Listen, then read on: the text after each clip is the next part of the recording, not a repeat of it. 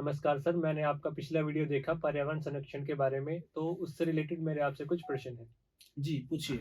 जैसे आपने पिछले वीडियो में मिटिगेशन शब्द का उल्लेख किया था, तो ये मिटिगेशन होता क्या है? और मिटिगेशन से रिलेटेड हम कौन-कौन सी स्ट्रैटेजीज़ अडॉप्ट करते हैं पर्यावरण संरक्षण के संदर्भ में? देखिए, मिटिगेशन शब्द का अर्थ है किसी के प्रभावों को कम करना और जैसे जब एक्सट्रीम वेदर कंडीशन होती है, तो हम मौसम अनुकूल वस्त्र पहनते हैं इन ऑर्डर टू मिटिगेट, है ना? तो in and as far as mitigation strategies in the context of greenhouse emissions is concerned, तो you must have heard about the terms like carbon sink, carbon sequestration, carbon credit, carbon offsetting, carbon tax, among various others. और आपने 2 शब्द ये भी सुने होंगे, source और sink.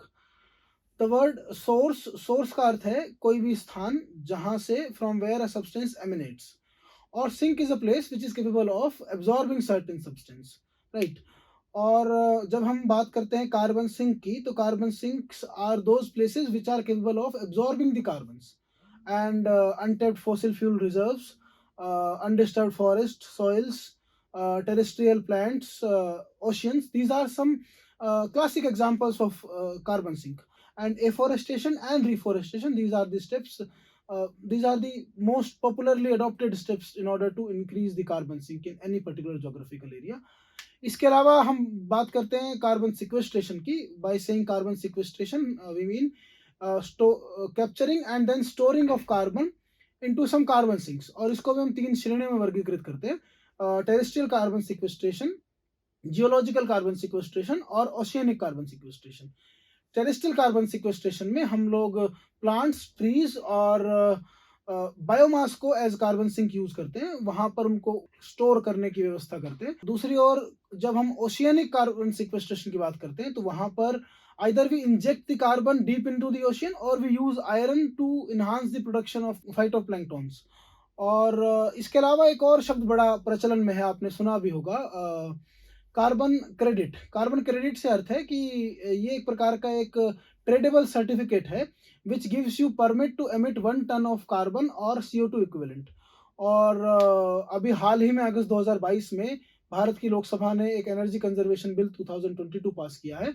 उस एनर्जी कंजर्वेशन बिल 2022 में बहुत सारे प्रावधान है। उसके अंतर्गत एक प्रावधान ये भी है कि देश भर में कार्बन मार्केट्स बनाए जाए। सर, जैसे आप एक बात बहुत बार कहते हैं कि देश संविधान से चलता है, तो क्या हमारे संविधान में पर्यावरण संरक्षण के लिए कुछ विशेष लिखा हुआ है? जी, देखिए, देश संविधान से ही चलता है और संविधान बनाए भी इसलिए जाते हैं ताकि देश को कैसे चलाना है इस बारे में एक पूरा प्रारूप हम लोग तय कर सकें। और as far as the constitutional provisions for the conservation of environment is concerned, तो आपका ईयर ऑफ बर्थ क्या है? 2000 सर। ईयर 2000। आपके जन्म से कोई 24 वर्ष पहले वर्ष 1976 में भारत के संविधान का 42वां संविधान संशोधन हुआ। 42nd कॉन्स्टिट्यूशनल अमेंडमेंट एक्ट आया और उसके अंतर्गत हमने कुछ आर्टिकल्स अपने कॉन्स्टिट्यूशन में इंसर्ट किए। One among such articles is article 48A। वो डीपीएसपी के अंतर्गत है, directive principle of state policy के अंतर्गत। और वो ये कहता है कि the state should endeavour to protect the wildlife, forest, और इस प्रकार की बातें वो करता है। इसके अलावा उसी 42nd कॉन्स्टिट्यूशनल अमेंडमेंट एक्ट में आर्टिकल 51A जोड़ा गया, जिसको हम फंडामेंटल ड्यूटीज के नाम से जानते हैं। और उसमें 7वीं फंडामेंटल ड्यूटी, उन दिनों 10 फंडामेंटल ड्यूटीज हमने जोड़ी। अब वो 86वें संविधान संशोधन में 11वीं हमने जोड़ करके कुल 11 उसकी संख्या हो गई है। लेकिन जो 10 फंडामेंटल ड्यूटीज हमने उन दिनों जोड़ी थी, उसकी 7वीं फंडामेंटल ड्यूटी ये थी कि हमारे वाटर बॉडीज का, हमारे फॉरेस्ट का, हमारे वाइल्ड लाइफ का, रिवर्स का, लेक्स का, इन सब का प्रिजर्वेशन करना और बाकी जीवों के साथ एक करुणा का भाव रखना। This should be the duty of every citizen of India. इसके अलावा अगर हम बात करें तो मूल संविधान की अगर हम बात करें, ये तो बात थी संविधान में हुए संशोधनों की। मूल संविधान की अगर हम बात करें तो आर्टिकल 48 जो फिर से डीपीएसपी का पार्ट है, उस आर्टिकल 48 में कृषि की और पशुपालन की बात की गई है, उसमें नस्ल सुधार की बात कही गई है। इसके अलावा article 21, article 21 is part of fundamental rights. और उस एक आर्टिकल 21 ऐसा है जिसकी बहुत व्यापक व्याख्याएं की गई हैं, जिसके बारे में बहुत कुछ इंटरप्रिटेशंस समय समय पर दिए जाते हैं। उसी की एक व्याख्याओं में से एक बात ये भी है कि right to have clean environment is also there, should also be a part of the right to life, which is there in the article 21.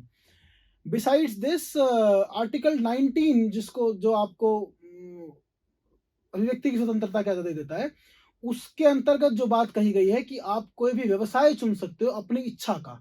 उस व्यवसाय को चुनने में लेकिन ये एक मनाही इस बात की भी है कि आप व्यवसाय चुन तो कोई भी सकते हो, लेकिन ऐसा कोई आप व्यवसाय नहीं चुनोगे जिससे किसी जीव के लिए जो हज़ार्डस सिद्ध हो। तो उसको लेकर के भी हमारा संविधान बड़ा स्पष्ट है।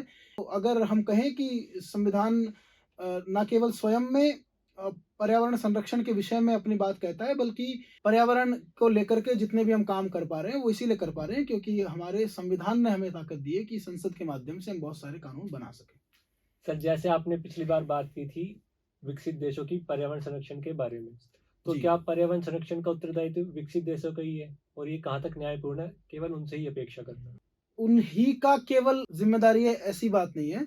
आपने एक शब्द सुना होगा कॉमन बट डिफरेंशिएटेड रिस्पांसिबिलिटी, सीबीडीआर। और वर्ष 2013 में पोलैंड की राजधानी वार्सो में कॉप की मीटिंग हुई, कॉप का सम्मेलन हुआ। वहाँ पर सभी देशों को कहा गया कि सीबीडीआर के अंतर्गत आप सब अपनी एनडीसीज़ को सबमिट कीजिए। एनडीसीज़ मीन्स नेशनली डिटरमाइंड रिस्पांसिबिलिटीज़। आप तय कीजिए कि आप अपने राष्ट्रीय स्तर पर आप क्या कर सकते हो और वो आप सबमिट कीजिए। तो उसमें सभी देशों ने अपने सामर्थ्य अनुसार, अपने योग्यता अनुसार ये काम किए हैं। 2013 में जब एनडीसीज़ माँगे गए तो हमने 2015 में 8 सूत्रीय एनडीसीज़ सबमिट किए, जिसमें से 3 were quantitative in nature and 5 were qualitative in nature. हम लोगों ने कहा कि net emission intensity of GDP जो है, हम उसको 2005 के स्तर से कम करेंगे बाय 5% अप्रोक्सीमेट, अगर मैं ठीक से याद कर पा रहा हूँ तो। और अब हमने उसको एनडीसीज़ को अपडेट किया, हमने कहा है कि अब हम उसको बढ़ा करके 45% तक लेकर जाएँगे। इसके अलावा हमने ये भी कहा था अपने एनडीसी में कि जब हमने पेरिस में अपनी एनडीसी सबमिट की थी, हमने ये भी कहा था कि जो non fossil fuel power generation with the help of non fossil fuels है, उसको हम 40% तक लेकर के आएँगे और अब उसको भी हमने बढ़ा करके 50% करने की बात की है। और इसके अलावा हमने एडिशनल कार्बन सिंक लगाने की बात की है।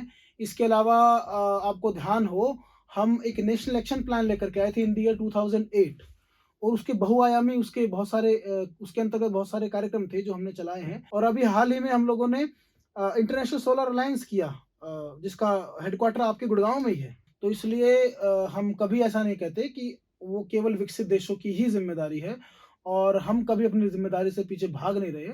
और हम तो ये भी कह रहे हैं कि मिशन लाइफ के अंतर्गत पूरा भारत इसमें जुड़े और ना केवल भारत की सरकारें, बल्कि मेरे और आप जैसा नागरिक भी इस सारे मुहिम में शामिल हो और वो सुनिश्चित करे कि हम पर्यावरण संरक्षण को लेकर के हमारे जो व्यक्तिगत प्रयास हैं, उसको और अधिक हम मजबूती प्रदान करें। धन्यवाद सर आपका कीमती समय देने के लिए। जी, बहुत-बहुत धन्यवाद।